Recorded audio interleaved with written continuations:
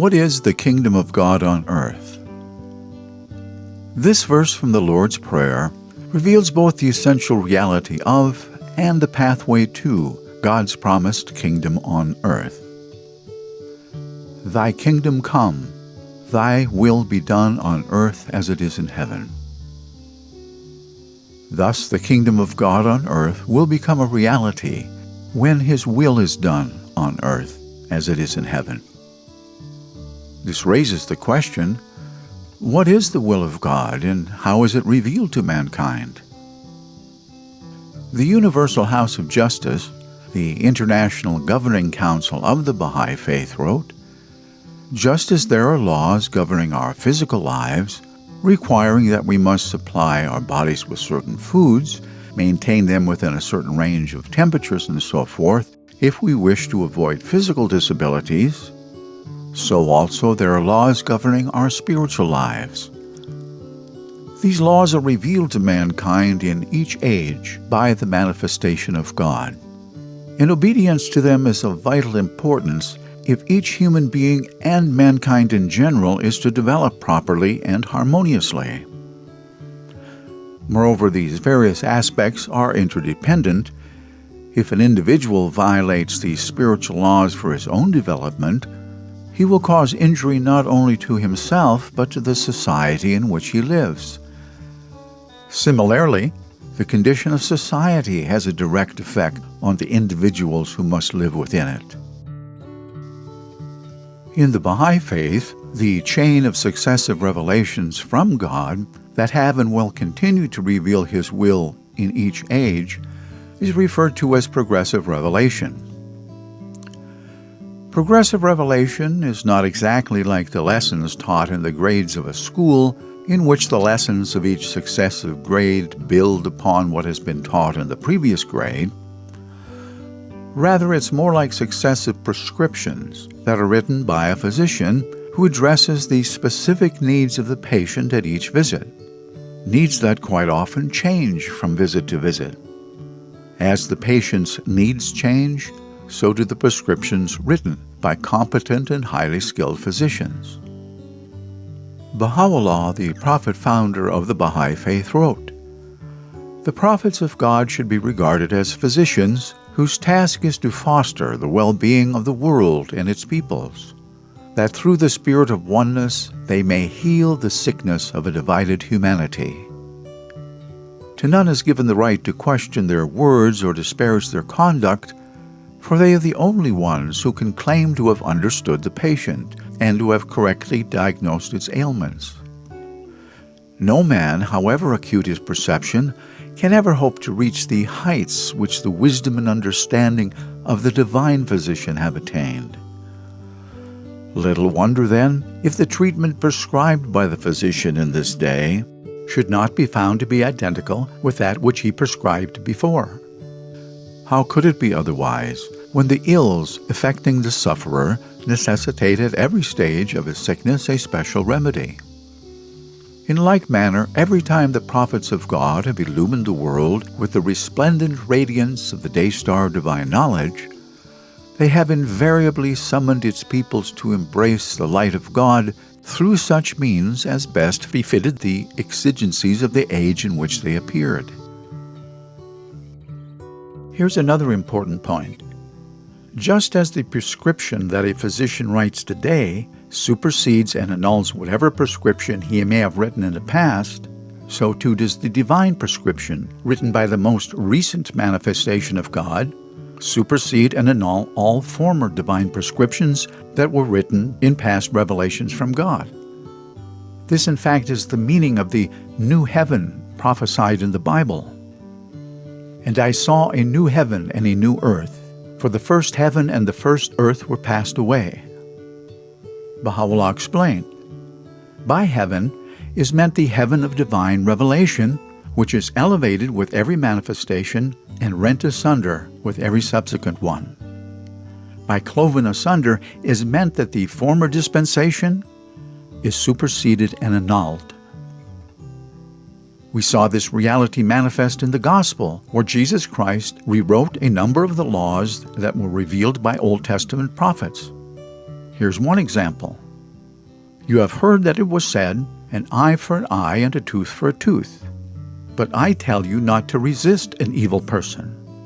But whoever slaps you on the right cheek, turn the other to him also.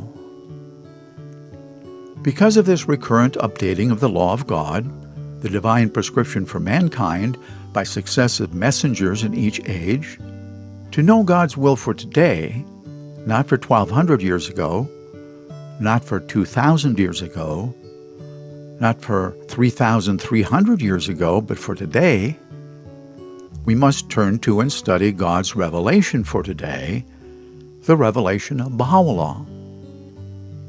The burning bush calleth aloud, He who is the desired one is come, in His transcendent majesty. Say, Lo, the Father is come, and that which you are promised in the kingdom is fulfilled. This is the word which the Son concealed when to those around him He said, Ye cannot bear it now.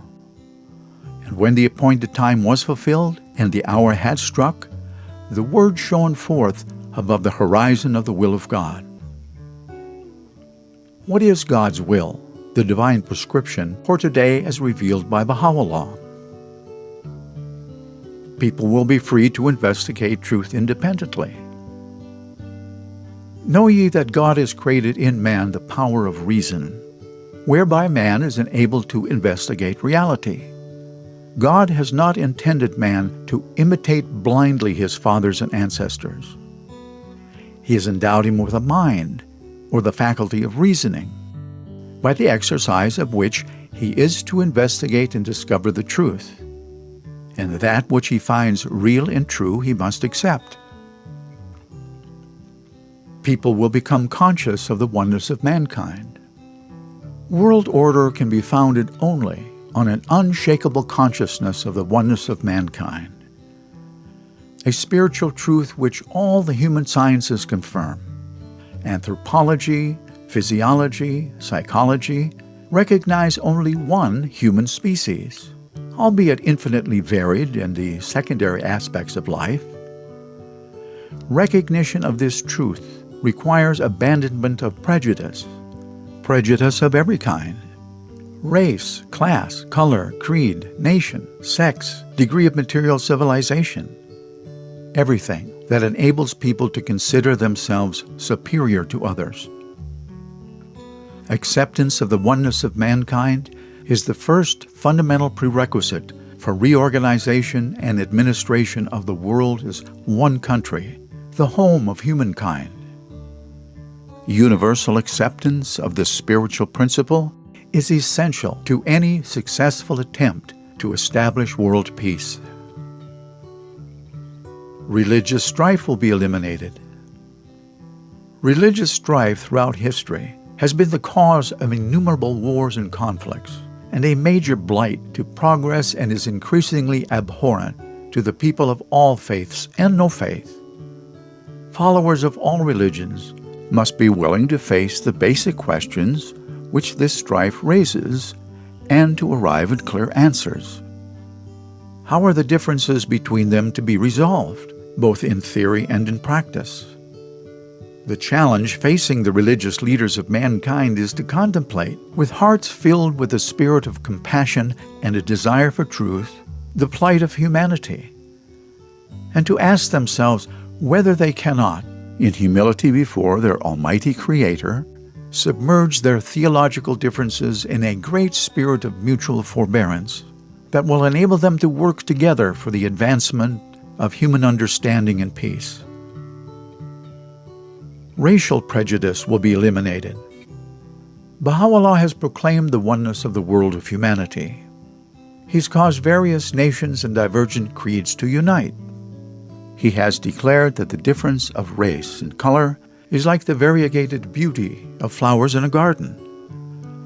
If you enter a garden, you will see yellow, white, blue, red flowers in profusion and beauty, each radiant within itself, and although different from the others, lending its own charm to them. Racial difference in the human kingdom is similar. If all the flowers in a garden were of the same color, the effect would be monotonous and wearying to the eye. Therefore, Baha'u'lláh has said that the various races of humankind lend a composite harmony and beauty of color to the whole. Let all associate, therefore, in this great human garden, even as flowers grow and blend together side by side without discord and disagreement between them. There will be harmony between science and religion. Religion and science are the two wings upon which man's intelligence can soar into the heights, with which the human soul can progress. It's not possible to fly with one wing alone. Should a man try to fly with the wing of religion alone, he would quickly fall into the quagmire of superstition. Whilst, on the other hand, with the wing of science alone, he would also make no progress, but fall into the despairing slough of materialism. Equality between women and men will be fully established. To accept and observe a distinction which God has not intended in creation is ignorance and superstition. The fact which is to be considered, however, is that women, having formerly been deprived, must now be allowed equal opportunities with man for education and training.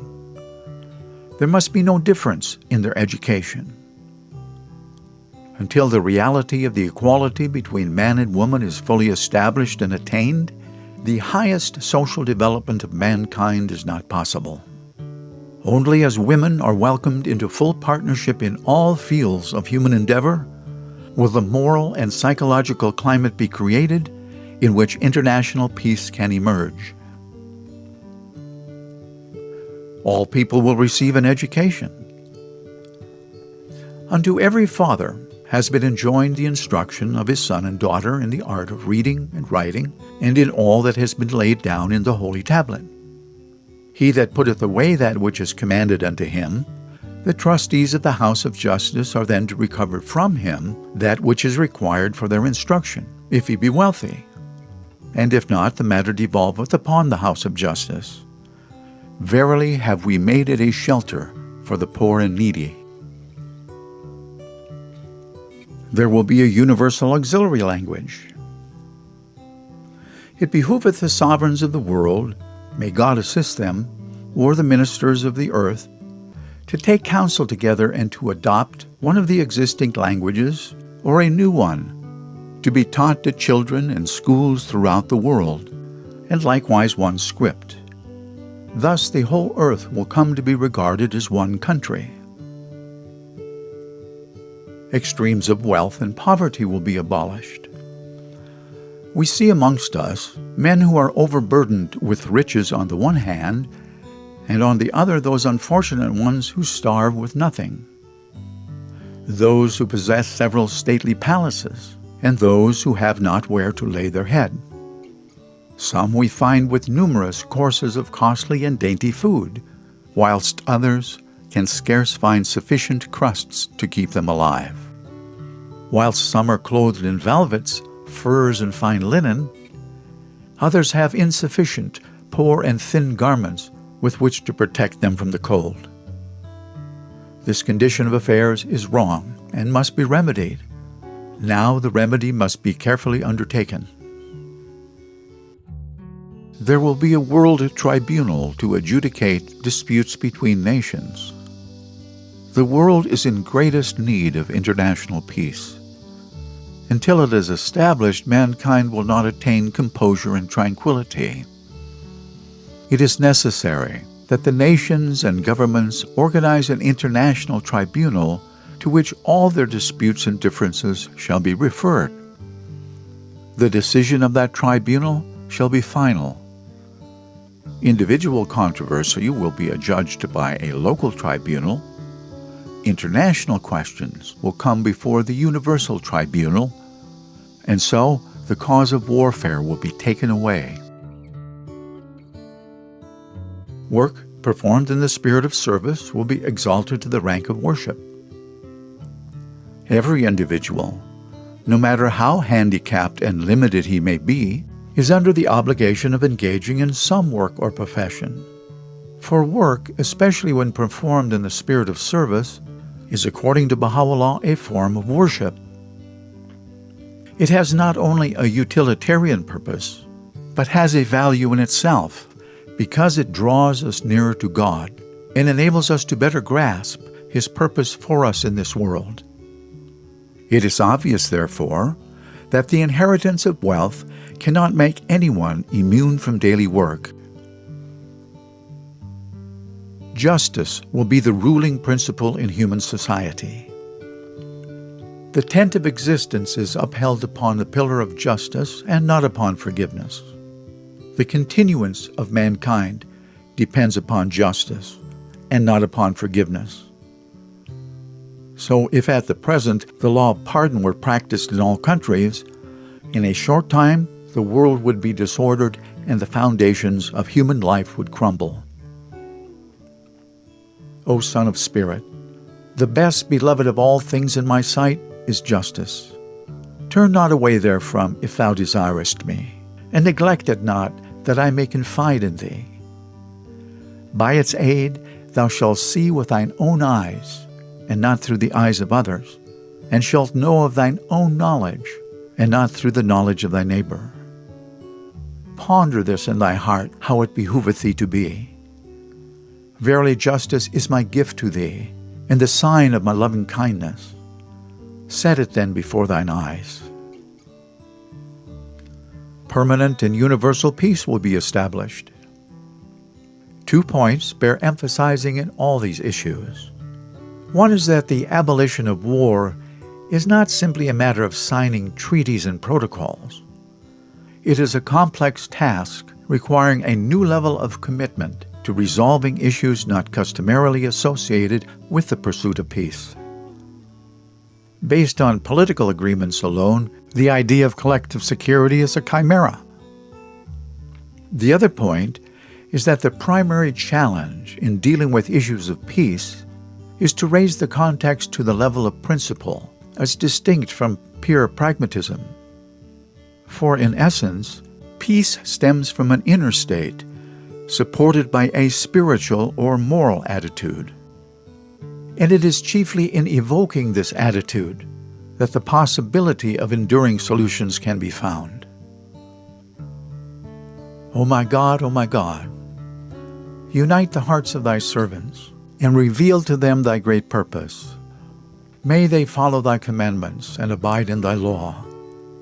Help them, O God, in their endeavor, and grant them strength to serve thee. O God, leave them not to themselves, but guide their steps by the light of thy knowledge, and cheer their hearts by thy love. Verily, thou art their helper and their Lord.